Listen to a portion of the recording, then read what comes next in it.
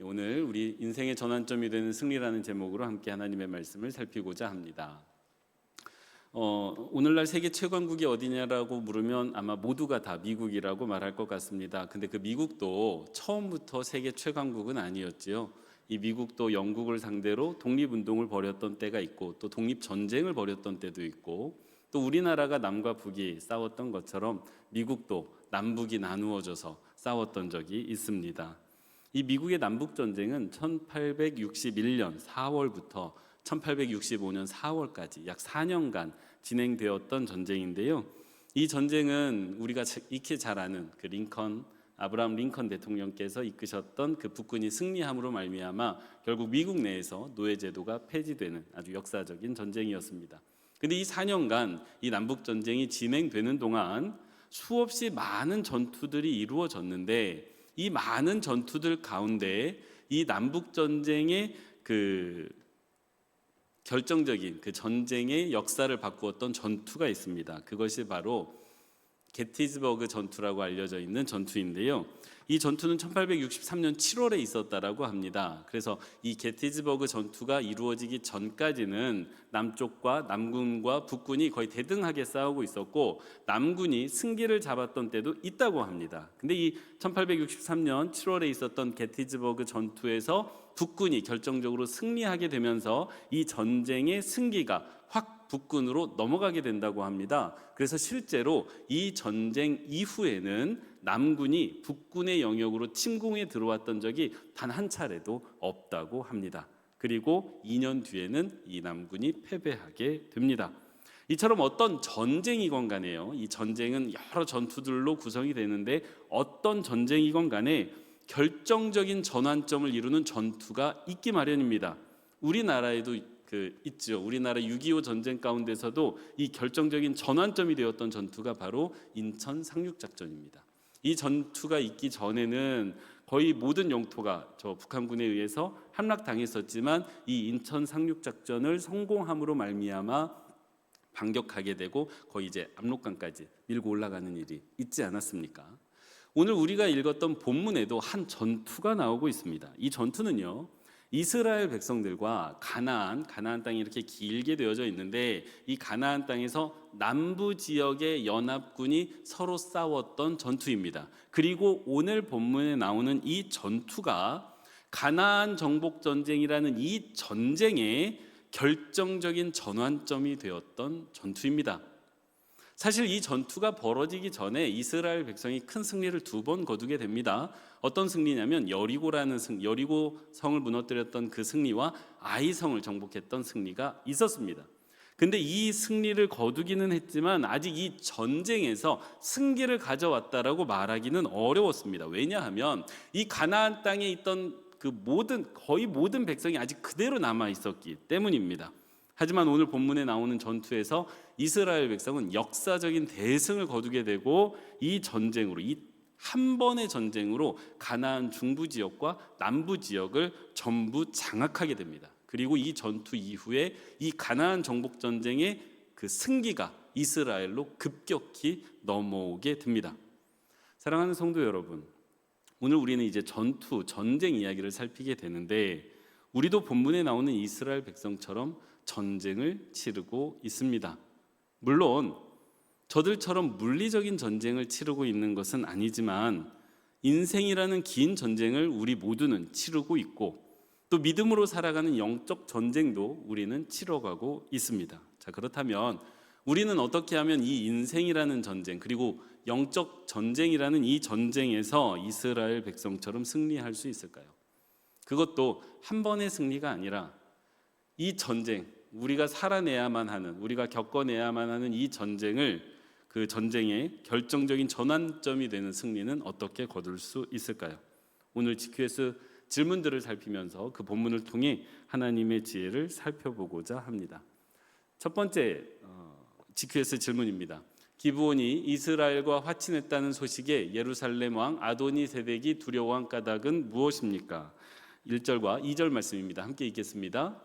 그때에 기브온 주민이 이스라엘과 화친하여 그 중에 있다함을 예루살렘 왕 아도니 세덱이 듣고 크게 두려워하였으니 이는 기브온은 왕도와 같은 큰 성임이요 아이보다 크고 그 사람들은 다 강함이라. 아멘. 오늘 본문의 예루살렘 왕 아도니세덱은 이스라엘이 기브온 거민과 화친했다는 소식을 듣고 두려워하고 있습니다. 왜일까요? 이 이유를 좀 알려면 그간 벌어진 전쟁의 경과를 먼저 좀 이해해야 되는데요. 저게 이제 여러분 자세히 안 보이실 수도 있지만 저게 지금 이스라엘이 전투를 벌였던 그 지형입니다. 먼저 이스라엘 백성이 요단강을 건너서 진을 쳤던 곳은 길갈이라는 지역인데 바로 저기입니다. 파란색으로 보이는 저긴데요. 저 길갈이라는 곳에 진을 치고 바로 그 앞에 있는 여리고성을 먼저 정복합니다. 그리고 여리고성을 정복한 이후에 저기 이제 산입니다. 고산지대로 이렇게 쭉 올라가는 지형으로 되어져 있는데 저 길을 따라 올라가면 나오는 첫 번째 성읍이 바로 아이성읍입니다. 그러니까 여리고 성읍 다음에 아이성을 공격했던 이유가요. 길목을 따라 가나안 땅을 정복하기 위해서 올라가는 길목으로 올라가면 만나는 첫 번째 도시가 성읍이 바로 아이성이었습니다. 그리고 그 아이성을 이스라엘 백성이 정복했지요. 여기까지 승리를 거두었습니다. 그럼 여러분 보시면 아시겠지만 아직 가나안 땅을 정복하는 데 승기를 거두었다라고 말할 단계는 아니고 이제 겨우 거점을 마련한 정도의 승기를 거두고 있는 상황입니다. 굳이 비유하자면 이제 가나안 땅에 문을 여는데 성공했다라는 정도로 표현할 수 있겠습니다. 그런데 이때였어요. 저 아이성을 정복했던 그때 기브온 사람들이 이스라엘 백성을 찾아옵니다. 찾아와가지고 화친을 맺자고 해요. 근데 화친을 맺자고 하는데 거짓말을 행합니다. 이 기브온 사람들이 바로 아이성 옆에 있었던 사람들이거든요. 그래서 기브온 사람들이 알고 있었습니다. 뭘 알고 있었느냐? 이제 다음 타겟은 우리구나. 이제 아이성까지 무너졌으니까 이 이스라엘 백성들이 파죽지세로 올라와서 공격할 곳은 우리라는 걸 알고 있었습니다.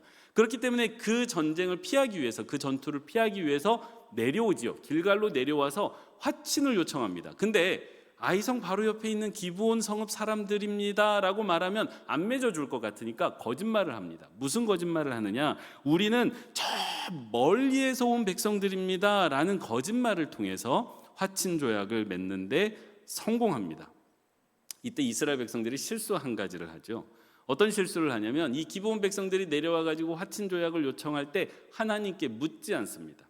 묻지 않고 자세히 조사해 보지 않습니다. 그래서 이게 거짓말이라는 걸 이렇게 파악하지를 못합니다.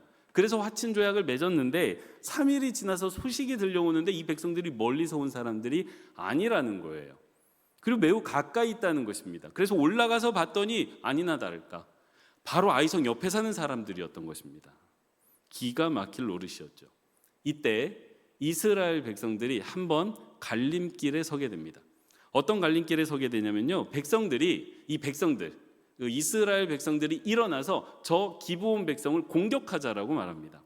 왜냐하면요. 거짓말로 맺은 조약이 있잖아요. 거짓으로 체결된 계약이기 때문에 이건 무효다. 그러니까 우리가 아이성을 무너뜨렸던 것처럼 하나님의 뜻에 따라서 저 기브온을 공격하자라고 요청합니다. 근데 그거를 누가 막아서느냐?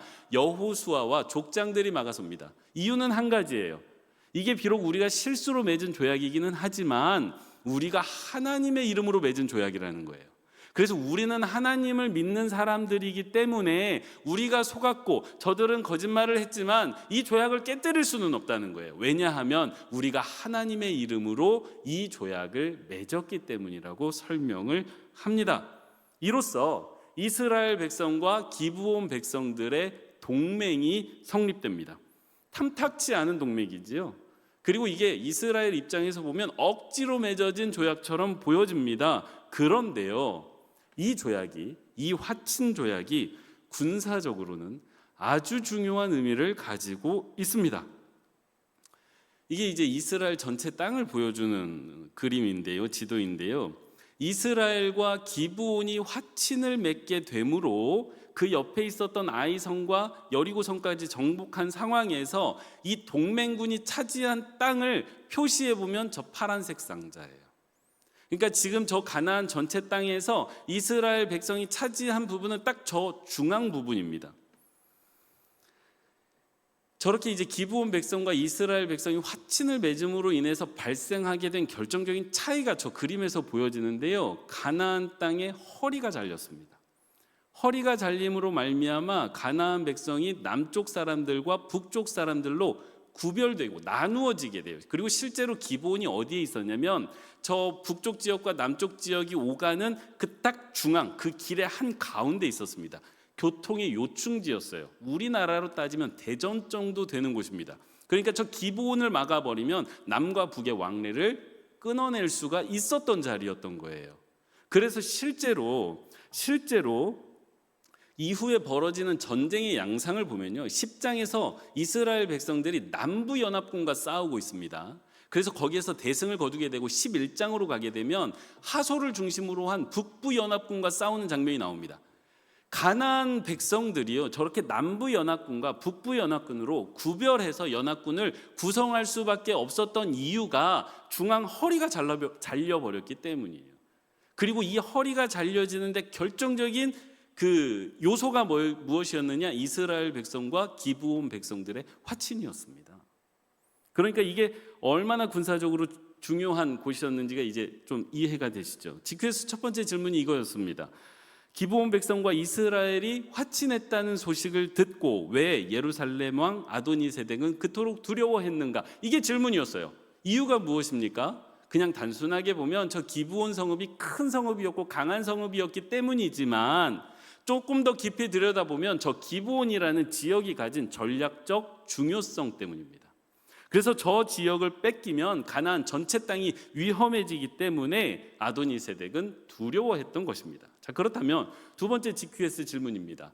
아도니세덱은 기브온을 저지하기 위해서 이렇게 위험한 상황이니까요, 어떤 결정을 내립니까? 5절 말씀입니다. 함께 읽도록 하겠습니다.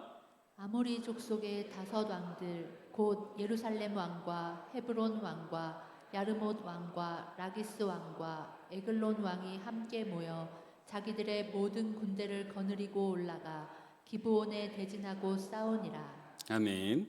아주 중요한 전략적 요충지를 뺏겼습니다. 그러자 이 예루살렘 왕 아도니세덱은 곧바로 자신의 주변에 있던 왕들을 모두 소집합니다. 소집해서 이대로 두면 안 된다, 우리가 연합군을 결성하자라고 설득합니다. 그래서 예루살렘과 헤브론과 야르못과 라기스와 에블론, 이 5 성읍의 왕들이 모여서 연합군을 결성하고 지체하지 않고 곧바로 기브온을 공격하러 떠납니다. 이게 무엇을 보여줍니까? 아주 중요한 이 전략적 요충지를 빼앗기지 않겠다는 태도이고, 가나안 중부를 사수함으로 인해서 이 가나안 땅으로 들어오는 이스라엘 백성을 막아내겠다는 군사적 태도입니다. 이것만 보아도 이 기브온 성읍이 얼마나 중요한 성읍이었는지가 이제 느껴지실 텐데요. 이처럼 기브온 성읍은 너무나도 중요한 전략적 위치에 있었던 성읍입니다. 그런데요, 그렇기 때문에 이 이스라엘 백성이 기브온 백성과 맺은 그 화친 조약은 군사적으로만 따지면, 전략적으로만 따지면 가히 신의 한 수라고 불릴 만한 정말 엄청난 조약이었습니다. 그런데요, 이 조약이 어떻게 맺어졌다고요? 실수로 맺어진 조약입니다. 이스라엘 백성이 고도의 전략적인 판단을 하면서 전략적으로 접근해서 그들을 설득해 맺은 조약이 아니고요, 이 조약을 맺을 때의 말씀을 보면 이스라엘 백성이 그 기브온 백성들이 가지고 온 양식의 마음에 빼앗겼다는 것을 확인하게 됩니다. 이 양식의 눈이 멀어가지고요, 하나님께 물어볼 생각도 못하고 이들이 하는 말이 사실인지조차 확인할 생각을 못했었습니다. 명백하게 실수입니다. 명백하게 급하게 맺은 조약입니다. 이스라엘은요, 이 화친 조약이 갖는 그 군사적 의미를 몰랐을 뿐만 아니라 생각하려는 것도 없었습니다. 그런데요, 놀랍게도 하나님께서 이 조약을 사용하고 계십니다. 하나님의 뜻을 이루어 가시는데 이스라엘 백성이 분명하게 저지른 이 실수를 사용하고 계시다는 것입니다. 그리고 하나님께서 사람의 실수를 사용하셨을 때 그 실수는 오히려 그들에게 결정적인 승리를 가져다 주게 됩니다. 사랑하는 성도 여러분, 우리 인생에서 우리는 어떻게 결정적인 전환점이 되는 승리를 이룰 수 있겠습니까? 우리가 흔히 생각하기, 저도 그렇게 생각합니다. 내가 완벽하게 준비하면, 내가 실수하지 않으면 그게 가능할 거라고 우리는 무의식 중에 믿고 있습니다. 그런데 그런 게 아니죠. 그렇게 가능해지는 게 아니죠. 내가 완벽하게 준비해서 실수하지 않는다고 해서 결정적인 전환점의 승리가 이루어지는 게 아니라, 그런 게 아니라 오히려 내가 하는 그 실수까지도 하나님께서 들어 사용하실 때 우리의 삶 가운데 결정적인 승리가 만들어진다는 것을 꼭 믿으시기 바랍니다. 대표적인 게 창세기 50장 20절입니다. 제가 정말 사랑하는 말씀이고 제가 정말 자주 인용하는 말씀이에요. 당신들은 나를 해하려 하였으나 하나님은 그것을 선으로 바꾸사 오늘과 같이 많은 사람의 생명을 구하게 하려 하셨나니. 아멘 아닙니까? 정말 놀라운 말씀입니다. 사람의 실수가 있었어요. 어떤 실수입니까? 형이 동생을 죽이려 한 실수예요. 형이 동생을 팔아먹은 실수예요. 사람의 실수로 따지면 이것보다 큰 실수가 없습니다. 근데 하나님께서 그 실수를 사용하고 계십니다. 하나님이 그 인간의 실수를 사용하셨을 때 정말 많은 사람의 생명을 구하는 일이 거기에서부터 비롯되었음을 꼭 기억하시기 바랍니다. 사랑하는 성도 여러분, 우리는 인생에서 얼마나 많은 실수를 저지르면서 살아가고 있습니까? 그런데 우리는 그 실수 때문에 낙심합니다. 그리고 그 실수 때문에 내가 하나님 앞에 쓰임받지 못하다라고 여길 때가 너무나도 많습니다. 그런데 오늘 우리가 본문에서 만나는 하나님은 우리가 생각하는 하나님과는 조금 다르십니다. 오늘 본문에 만나게 되는 하나님은 우리의 실수까지도 사용하시는 하나님, 그리고 그 실수를 사용하셔서 더 큰 승리를 이끄시는 하나님인 줄로 믿으시기 바랍니다. 그래서 중요한 태도가 나오죠. 우리가 실수에 머물러 있지 않는 게 중요합니다. 그리고 우리의 실수를 두려워하지 않는 게 중요합니다. 그럼 어떻게 해야 됩니까? 우리의 실수를 하나님의 손에 올려드려야 되죠. 사랑하는 성도 여러분, 여호수아와 이스라엘 백성은 자신들이 실수를 저질렀는데 그 실수를 만회하려고 하지 않았습니다. 그 실수를 고치려고 하지 않았습니다. 오히려 그 실수를 그냥 하나님의 손에 올려드렸습니다. 인정했습니다. 그리고 하나님께서는 그 실수를 사용하셨습니다. 부디 바라기는 우리 인생 가운데 있을 수밖에 없습니다. 실수와 실패가 있을 수밖에 없는데 그것을 두려워하지 마시고 그것을 오히려 하나님께 맡겨드림으로 더 큰 승리를 거두시는 모든 성도님들 되시기 바랍니다. 세 번째 GQS 질문입니다. 기브온의 구원 요청에 여호수아는 어떻게 반응합니까? 9절 말씀입니다. 함께 읽도록 하겠습니다. 여호수아가 길갈에서 밤새도록 올라가 갑자기 그들에게 이르니. 아멘. 다섯 왕들이 연합군을 형성하고 공격해 온다는 소식을 누가 들었느냐? 기브온 거민들이 들었습니다. 그리고 급하게 여호수아에게 사람을 보내서 도움을 요청합니다. 이 도움을 요청받은 여호수아와 이스라엘 백성들은 오늘 말씀을 보면 밤새도록 올라갔다고 되어져 있어요. 지형을 그대로 표현하고 있습니다. 실제로 길갈에서 기브온이 있는 지역까지 올라가려면 한 고도 1000m 정도로 올라가야 됩니다. 그러니까 이게 낮은 산이 아니에요. 굉장히 높은 산이고 지금도 실제로 걸어서 올라가려고 하면 8시간에서 10시간 정도 걸립니다. 그래서 밤새도록 그렇게 올라갔습니다. 밤새도록 올라가서 도착하자마자 좀 숨 돌리고, 이게 정상으로 올라간 거기 때문에 굉장히 지쳤을 만한데 숨 돌리고 전열을 가다듬을 어떤 그런 틈도 없이 도착하자마자 가나안 연합군을 공격하고 바로 전투를 벌였습니다. 이 말씀을 묵상해 보면요, 이 10장 말씀을 묵상해 보면 이스라엘 백성의 속도가 매우 빨랐다는 것을 알 수가 있습니다. 이스라엘 백성은 잠시도 지체하지 않았습니다. 두 가지 이유 때문이에요. 이스라엘 백성이 저렇게 빠르게 움직이고 있는 데는 첫 번째 이유가 그들이 맺은 조약 때문입니다. 하나님의 이름으로 맺은 조약이었기 때문에 그 조약에 충실하기 위해서 저토록 서두르고 있습니다. 그리고 두 번째 이유가 있는데요, 그거는 이 이스라엘 백성에게 해주신 하나님의 말씀 때문입니다. 그 하나님의 말씀이 8절에 나오고 있습니다. 같이 읽도록 하겠습니다. 그때 여호와께서 여호수아에게 이르시되 그들을 두려워하지 말라. 내가 그들을 내 손에 넘겨주었으니 그들 중에서 한 사람도 너를 당할 자 없으리라. 아멘. 분명히 여호수아와 그 이스라엘 백성들은 기브온 백성들과 조약을 맺을 때 하나님께 묻지 않았습니다. 그 표현이 아주 정확하게 나오고 있거든요. 묻지 않았습니다. 근데 기브온 백성의 소식을 듣고 그곳으로 올라가기 전에 여호수아는 하나님께 물었습니다. 올라가야 됩니까? 그리고 하나님께서 즉각적으로 답을 해주시는데 뭐라고 말씀하시느냐? 두려워하지 말라는 거예요. 두려워하지 말고 올라가라고 말씀하십니다. 그리고 그들을 너의 손에 넘겨주었으니 한 사람도 너를 당할 자가 없을 것이다 라는 승리의 약속의 말씀을 해주세요. 이 승리의 약속의 말씀을 받았기 때문에 그 말씀을 붙잡고 여호수아는 지체함 없이 두려움 없이 밤새도록 올라가서 곧바로 전쟁을 시작했던 것을 보게 됩니다. 이런 여호수아의 모습을 보면서 우리는 전환점이 되는 승리를 가져오는 두 번째 영적 승리의 비밀을 깨닫게 되는데, 그것은 사람의 생각과 판단이 아니라 오직 우리가 하나님만 생각해야 된다는 사실입니다. 사실 이스라엘 군사는요, 이스라엘 군대는 빠르게 올라갈 이유가 하나도 없습니다. 왜냐하면요, 여러분 생각해 보십시오. 지금 벌어진 전투는 엄밀하게 말하면 가나안 백성들 사이에 벌어진 내전 상황입니다. 내전이에요. 내가 적군과 싸우고 있는데 적군 사이에서 자중질환이 난 거예요. 이거는 그냥 가만히 지켜보기만 하면 됩니다. 그렇지 않습니까? 그래서 실제로 가나안 아모리 족속 연합군이 승리하더라도 이게 손해가 아니에요. 왜냐하면 아모리 족속 연합군이 기브온 백성들과 싸우면서 많은 병사들이 죽겠죠. 지치겠죠. 그에 더해서 저 기브온 백성들이 누굽니까? 우리에게 거짓말을 행해서 화친 조약을 맺게 한 사람들 아닙니까? 이 공격을 통해서 그들을 벌할 수도 있습니다. 그러면 일거양득이지요. 그래서 아모리 족속이 승리한다고 하더라도 전쟁 가운데 지쳤을 것이기 때문에 그 틈을 노려서 기습한다면 더 큰 승리를 거둘 수 있지 않겠습니까? 이 군사에 대해서 아무것도 모르는 제가 생각해도 이 정도는 나옵니다. 반대로 기브온 백성이 승리할 것 같으면 그것을 조금 지켜보고 있다가 아모리 족속의 기세가 꺾이는 순간 참전하면 됩니다. 그러면 승리는 승리대로 거두어 갈 수 있고 손해는, 그러니까 피해는 피해대로 줄일 수가 있습니다.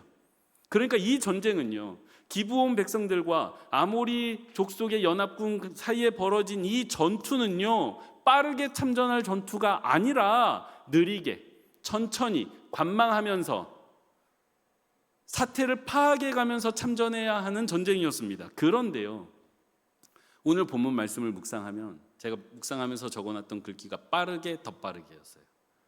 진짜 빠르게 치고 올라갑니다. 그리고 생각하지 않고 전투에 참여합니다. 이유가 무엇입니까? 여호수아와 이스라엘 백성이 오직 하나님만 생각했기 때문이에요. 저처럼 사람의 생각을 하지 않고 사람의 판단을 하지 않고 전략적인 생각을 하지 않고 오직 하나님만 생각했기 때문에, 이 조약은 하나님의 이름으로 맺은 조약이기 때문에, 그리고 우리는 하나님을 따르는 백성이기 때문에 이 조약에 충실해야 된다는 하나님께 충실한 생각을 했기 때문에, 그리고 두 번째, 하나님께서 승리의 말씀을 주셨기 때문에 이 전쟁은 하나님이 이미 승리케 하신 전쟁이기 때문에 그 하나님만 생각하고 하나님의 말씀만 신뢰했기 때문에 그들은 지체하지 않았습니다. 가라 하시니 그 말씀에 순종해서 밤새도록 올라가서 쉬지 않고 전투에 참여했던 것입니다. 그런데요, 여러분, 성경에 나오는 하나님의 사람들의 특징이 이러합니다. 노아를 생각해 보십시오. 노아가 하나님의 말씀을 듣고 배를 만들기 시작했습니다. 홍수로 세상을 심판하실 거라는 그 이야기를 들었어요. 그리고 배를 짓기 시작합니다. 여러분, 노아만큼 자신의 인생으로 하나님의 그 말씀, 하나님의 메시지를 세상에 전했던 사람이 없어요. 지나가는 사람들이 전부 노아를 봅니다. 그리고 노아는 배를 짓고 있어요. 그 배가 전하는 메시지가 있어요. 하나님이 곧 비를 내릴 거라는 거예요. 곧 세상을 심판하실 거라는 거예요. 성경 말씀을 통틀어도 이렇게 선명한 메시지를 전했던 사람이 많지 않습니다. 그렇게 선명하게 메시지를 수백 년간 전했는데 사람들이 듣지 않습니다. 보지 않습니다. 봤는데 보지 않습니다. 자신들의 생각과 판단이 있었기 때문이에요. 근데 노아는 그 수백 년 동안 그 일을 감당했습니다. 이유가 무엇입니까? 오직 하나님만 생각했기 때문이에요.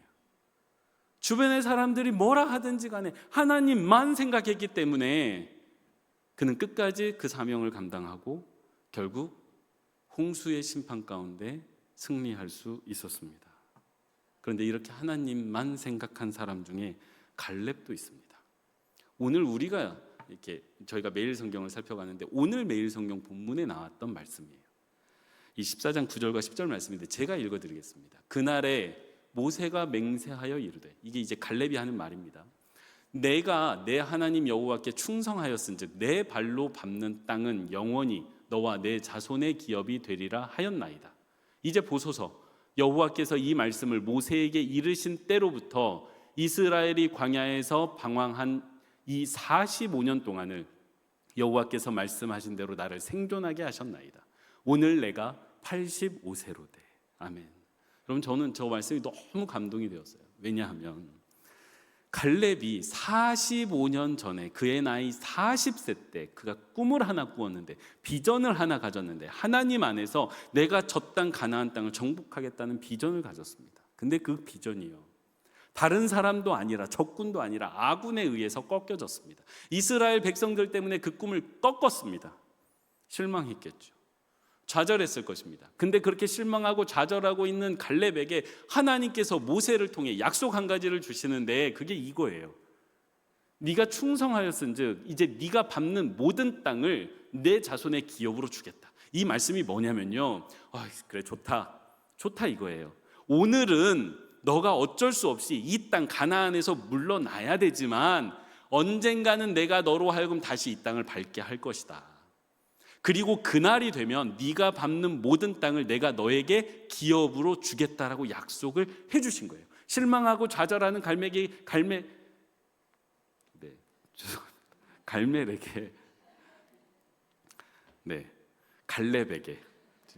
한번 꼬이면 갈렙에게 이 약속을 해주신 거예요. 이날부터 그 가나안 땅 가데스 바네아에서 물러나왔던 그날부터 단 하루도 빼놓지 않고 갈렙이 이 말씀을 붙들고 여기까지 왔습니다. 근데 기다린 세월이요, 4개월이 아니에요, 4년이 아닙니다. 여러분, 몇 년까지 기다려 보셨습니까? 10년이 아닙니다. 45년을 기다렸어요. 이 45년을 기다리는 동안 그가 어떻게 기다렸겠습니까? 다른 생각 다 떨쳐내고요, 정말 피나는 노력으로 하나님만 생각했을 것입니다. 자신의 나이가 들어가고 신체적으로 연약해져 가는 것들을 의도적으로 보지 않으면서, 그걸 생각하지 않으면서 아주 의도적으로 하나님만 생각했을 것입니다. 그리고 45년 만에 이 땅 앞에 선 거예요. 그리고 45년 동안 묵혀두었던 말, 마음속에 품고 있었던 말, 이 산지를 내게 주소서, 이 말을 하고 있는 겁니다. 사랑하는 성도 여러분, 어떻게 전환점이 되는 승리를 우리는 가져올 수 있습니까? 사람의 전략으로는 되지 않습니다. 우리 이미 잘 알고 있습니다. 내 전략으로는 이게 안 되는구나 라는 것들은 이미 판명이 났습니다. 오직 하나님만 바라보고 하나님만 생각하는 사람이 승리를 거두게 될 걸로 믿으시기 바랍니다. 마지막 네 번째 GQS 질문입니다. 아모리 연합군에 가장 많은 전사자가 발생한 원인은 무엇입니까? 11절 말씀입니다. 함께 읽겠습니다. 그들이 이스라엘 앞에서 도망하여 베토론의 비탈에서 내려갈 때에 여호와께서 하늘에서 큰 우박덩이를 아세가에 이르기까지 내리시매 그들이 죽었으니 이스라엘 자손의 칼에 죽은 자보다 우박에 죽은 자가 더 많았더라. 아멘. 마침내 이제 이스라엘 백성과 아모리 연합군 간의 전투가 시작되었습니다. 그리고 하나님께서 예고하신 대로 아모리 백성은 패배하였고 자신의 땅으로 밀려가기 시작합니다. 후퇴하기 시작한 거예요. 그러니까 자기들이 왔던 곳으로 돌아가기 시작한 거예요. 근데 그 돌아가는 길 가운데 갑자기 우박이 떨어지기 시작합니다. 하늘에서 우박이 떨어지기 시작하는데 이 우박에 맞아 죽은 사람이 칼에 죽은 사람보다 더 많았다라고 기록이 되어져 있어요. 그러니까 이 우박이 얼마나 컸는지 여러분 아시겠죠? 이게 저기 실제로 우박인데 저런 우박이 하늘에서 떨어지는 걸 사람이 맞는다고 생각하면 좀 끔찍합니다. 그런데 여러분, 이게 매우 예외적인 상황입니다. 왜냐하면 이 지역은, 이 팔레스타인 지역은, 이 이스라엘 가나안 지역은 우박이 거의 내리지 않는 지역이기 때문입니다. 제가 최근에 이 팔레스타인 지역에 우박이 내린 기록이 있는지를 좀 살펴봤는데 없습니다. 내리더라도 아주 작은 우박이 내릴 뿐이지 저런 우박이 내릴 수 있는 지역이 아닙니다. 그런데 이 승리의 과정 가운데 더 놀라운 일이 한 가지 발생합니다. 그게 뭐냐면 여호수아는 전투를 이끌어가는데 시간이 부족했던 거예요. 그래서 하나님께 요청합니다. 하나님, 저 태양을 멈춰 주십시오. 태양이 저 하늘 중천에 머물러 있게 하여 주옵소서 라고 기도했더니 하나님께서 그 기도를 들으셔서 태양이 멈추는 상상할 수 없는 일이 벌어졌습니다. 그리고 그 태양이 멈추어서 벌어진 시간, 더해진 시간 동안에 이스라엘 백성은 아모리 연합군을 완전히 격퇴해 버립니다. 전적으로 하나님께서 도우신 사건이에요. 하늘에서 내린 우박과 태양이 멈춘 기적은요, 이 전투가 하나님께서 직접 개입하셔서 직접 참전하고 계시는 전투라는 것을 보여주는 아주 강력한 증거입니다. 그리고 이렇게 하나님께서 개입하셨을 때 이스라엘 백성은 하나님의 공간과 하나님의 시간 안에서 싸우게 됩니다. 여러분, 우박이 내릴 수 없는 곳인데 우박이 내렸다는 게 무엇을 의미합니까? 이 공간이 하나님의 공간이 되었다는 거예요. 그러니까 기상이변과 같은 이런 일이 벌어지는 것입니다. 그리고 태양이 하늘에서 멈추어서 시간이 정지했다는 것은 더 이상 이게 사람의 시간이 아니라는 것입니다. 하나님의 시간이라는 거예요. 그러니까 지금 이스라엘 백성이 어디에서 싸우고 있습니까? 하나님의 공간과 하나님의 시간 안에서 싸우고 있습니다. 질 수가 없는 싸움이에요. 질 수가 없습니다. 그리고 아모리 연합군대는 이길 수가 없는 싸움이었던 거예요.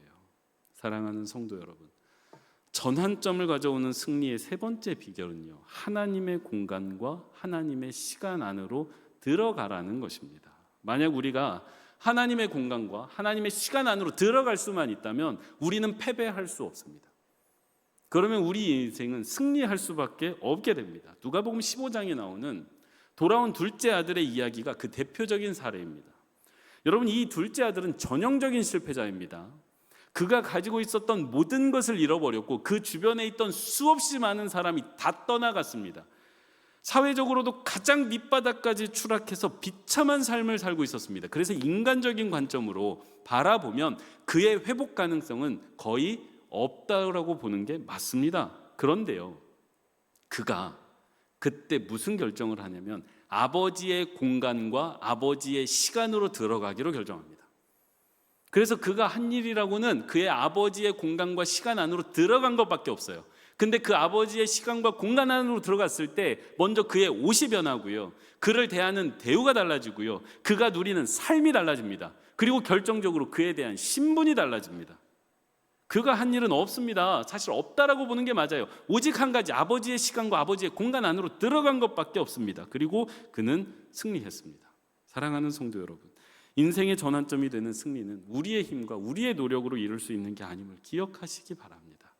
내가 하나님의 공간과 시간으로 들어갔을 때 하나님께서 내 삶 가운데 이루어주시는 것, 그게 바로 우리 인생을 바꾸는 승리가 될 줄로 믿으시기 바랍니다.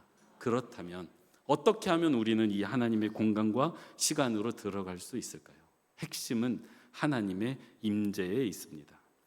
사람의 시공간을 구별하는 데는 여러 가지가 있습니다. 우리 예배당을 구별하는 것을 보면 이 벽이 구별하고 있어요. 이 벽이 안과 밖을 구별하고 있고 소리가 구별합니다. 이 소리가 들리는 공간과 들리지 않는 공간으로 구별되고 빛도 구별이 됩니다. 빛이 비치는 공간과 비치지 않는 공간으로 구별되는 것처럼 하나님의 임재도 시공간을 분별합니다. 구별해요. 하나님이 임재하신 공간이 있고 하나님이 임재하시지 않는 공간으로 구별됩니다. 하나님이 임재하시는 순간 그 공간은 구별되는 거예요. 시간도 구별되는 겁니다. 세상과 달라지는 것이지요. 부디 바라기는 우리가 지금 드리는 이 예배가 하나님의 임재로 구별되기를 소원합니다. 하나님께서 임재하시면 우리가 예배하는 이 공간이 하나님의 공간이 되고 우리가 지금 예배하는 이 시간이 하나님의 시간으로 바뀌게 됩니다. 그리고 우리는 그 공간과 시간으로 들어가게 되지요. 왜 진정으로 예배하는 사람들에게 예배하고 나면 위로와 회복이 일어납니까? 왜 때로는 이 예배 시간을 통하여 우리가 이해할 수 없는 기적이, 믿을 수 없는 기적이 일어납니까? 하나님의 임재가 있기 때문이에요. 그 하나님의 임재로 인해서 우리가 예배하는 이 공간이 하나님의 공간이 되고 이 시간이 하나님의 시간이 되어버렸기 때문에 우리가 이해할 수 없는 하늘에서 우박이 내리고 태양이 멈추는 것과 같은 일들이 벌어지는 것임을 믿으시기 바랍니다. 반대도 생각할 수 있어요. 우리가 왜 아무리 예배해도 하나님의 은혜를 경험할 수 없고 회복을 경험할 수 없습니까? 하나님의 임재가 없기 때문이에요. 하나님의 임재가 없으면 우리가 드리는 이 예배의 공간은 저 바깥 세상과 하등 구별될 게 없습니다. 그러면 아무런 일도 일어나지 않죠. 사랑하는 성도 여러분, 부디 바라기는 우리의 예배뿐만 아니라 우리 모두의 인생에도 하나님께서 임재해 주시기를 소원합니다. 그래서 우리가 삶을 살아가는 우리의 인생이 하나님의 공간이 되고 하나님의 시간이 되시기를 간절히 바라고 소원합니다. 그렇게 할 때 우리가 하나님의 공간에서 살아가고 하나님의 시간에서 살아갈 때 우리가 바람하지 않는 그 결정적인 전환점이 되는 승리가 우리 가운데 찾아올 줄로 믿습니다. 이제 말씀을 맺습니다. 오늘 우리는 어떻게 인생의 전환점이 되는 승리를 거둘 수 있는지 살폈습니다. 첫째는 우리 인생의 실수를 하나님께서 사용하실 때입니다. 실수를 두려워하지 마십시오. 우리는 실수할 수밖에 없는 존재입니다. 다만 그 실수가 실수로 끝나지 않고 하나님께서 사용하실 수 있도록 우리 인생의 연약함을 하나님의 손에 올려드리는 모든 성도님들 되시기 바랍니다. 둘째로 하나님만 생각해야 된다는 것입니다. 여호수아는요, 저처럼 사람의 전략을 생각하지 않았습니다. 오직 하나님만 생각하고 하나님의 말씀만 신뢰함으로 빠르게 올라갔습니다. 부디 여호수아를 본받아 하나님만 생각하시는 저와 여러분 되시기 바랍니다. 마지막으로 임재입니다. 하나님의 임재를 통해 우리가 하나님의 공간과 시간 속으로 들어갈 때 우리의 인생은 승리하는 인생이 될 줄로 믿습니다.